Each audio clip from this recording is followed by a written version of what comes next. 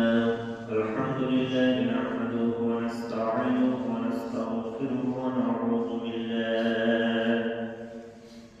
ونعوذ بالله من شرور أنفسنا ومن سيئات أعمالنا من يهده الله فلا مضل له ومن يضلله فلا هادي له ونشهد أن لا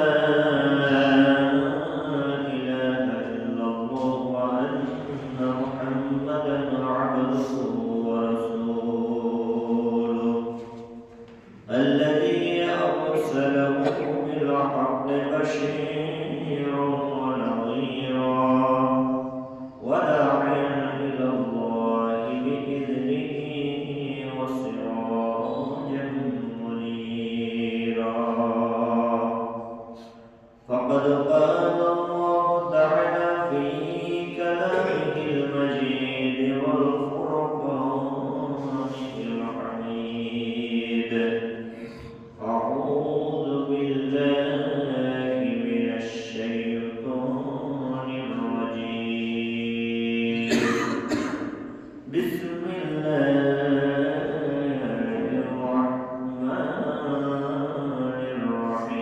الرحيم فلما رأوا زلفة سيئت وجوه الذين كفروا وقيل هذا الذي كنتم به تدعون قل أرأيتم إن أهلكني الله ومن معي أو رحمنا فمن يجير الكافرين من عذاب أليم قل هو الرحمن آمنا به وعليه توكلنا فستعلمون من هو في ضلال مبين قل أرأيتم إن أصبح ماؤكم غورا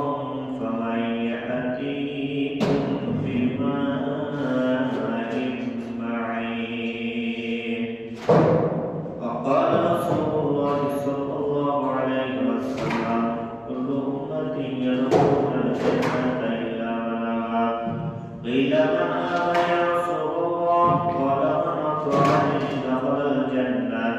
ومن عصاني فقد أبى وقال تعالى في شان حبيبه إن الله وملائكته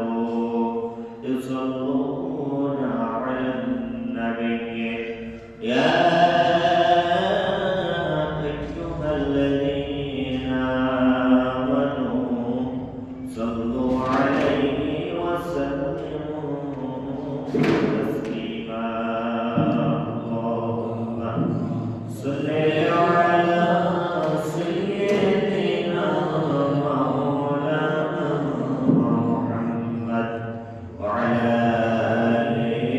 سيدنا مولانا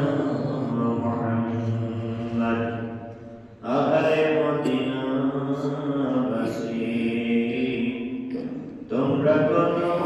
ভাগ্যবান তোমাদের মাঝে ঘুমিয়ে আছেন দুজাহানের মহাজন আল্লাহুম্মা সাল্লি আলা সাইয়্যিদিনা মাওলানা মুহাম্মদ ওয়া আলা আলি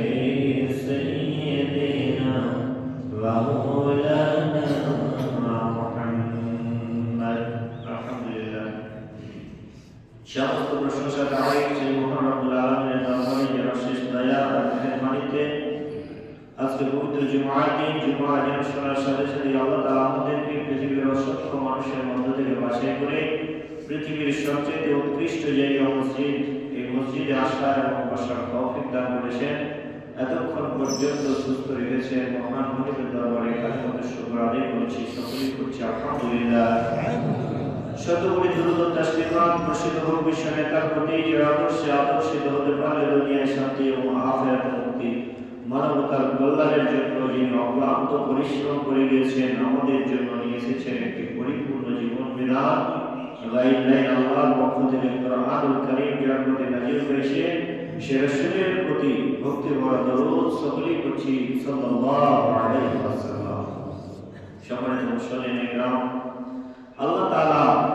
পৃথিবীতে অসংখ্য অপরাধ সংঘটিত হওয়ার পরেও পৃথিবীটাকে টিকিয়ে রেখেছেন। আল্লাহ রাসূল বলছেন, আল্লাহ তাআলা প্রতিদিন ইচ্ছা করেন যে আমি এই পৃথিবীটা ধ্বংস করে দেই।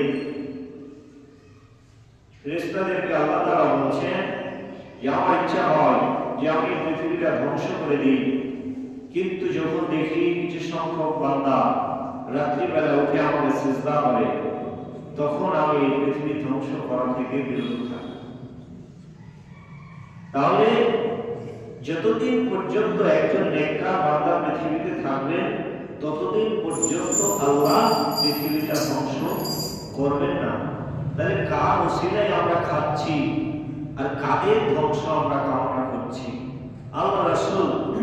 যখন মক্কায় অবস্থান করছিলেন, মানুষদেরকে দাওয়াত দিচ্ছিলেন, তখন আল্লাহ রাসূলকে সবাই অশুভ মনে করলো, সবাই তাকে উপহাস করলো, কেউ পাগল করলো, কেউ মিথ্যাবাদী বললো, সবাই তার জন্য বদদোয়া করলো যে তুমি ধ্বংস হও, তোমার মৃত্যু হোক। এইভাবে তারা আল্লাহ রাসূলকে কটাক্ষ করতো, আল্লাহ রাসূলের জন্য বদদোয়া করতো যে তুমি এসে আমাদের মধ্যে ঝামেলা বাঁধিয়ে দিয়েছ, আমাদের ব্যবসার মধ্যে ভেজাল লেগে গেছে, আমাদের কর্তৃত্ব আর চলছে না, আমরা যেইভাবে চালাচ্ছিলাম সেইভাবে পাচ্ছি না, সুতরাং তুমি ধ্বংস হও। এমনকি আবুল আহাব তার চাচা হওয়ার পরে রাসূলের ধ্বংস কামনা করলো, তার বিরুদ্ধে আল্লাহ তাআলা সরাসরি একটা সূরা নাযিল করে দিলেন, ধ্বংস হোক আবুল আহাব নিজে, তার সম্পদ, তার সন্তান তার কোনো কাজে আসেনি, কিয়ামত পর্যন্ত তার উপর কি মানুষ লানত দিতে থাকে। তো আল্লাহ তাআলা পৃথিবীটা ধ্বংস করছেন না কিসের জন্য? কিছু সংখ্যক বান্দা এখনো কি আল্লাহকে সিজদা করছে, আল্লাহকে ডাকছে, কিছু সংখ্যক নেককার বান্দা রয়েছে যারা আল্লাহর দ্বীন প্রতিষ্ঠার জন্য কাজ করে যাচ্ছে। এই দিন উসিলায় আল্লাহ পৃথিবীটা টিকিয়ে রেখেছেন। আল্লাহ তাআলা সমস্ত মানুষকে বারবার অসংখ্যবার কোরআনে সতর্ক করছেন রাসূলের মাধ্যমে। আল্লাহ রাসূল যখন বারবার সতর্ক করছেন, যখন অন্য কোনো যুক্তি খুঁজে পায় না কাফেররা, তখন তারা বলছে আয়াতুনা মাতা হাজার ওয়াদিন কুনতুম সাদিকিন, কখন এটা হবে? তুমি বারবার একই কথা বলছো, বারবার সতর্ক করছো যে তোমাদের উপর আযাব আসবে, তোমাদেরকে জাহান্নামে নিক্ষেপ করা হবে, তোমাদের দুনিয়াতে যে অপরাধ করছো এর জন্য হিসাব দিতে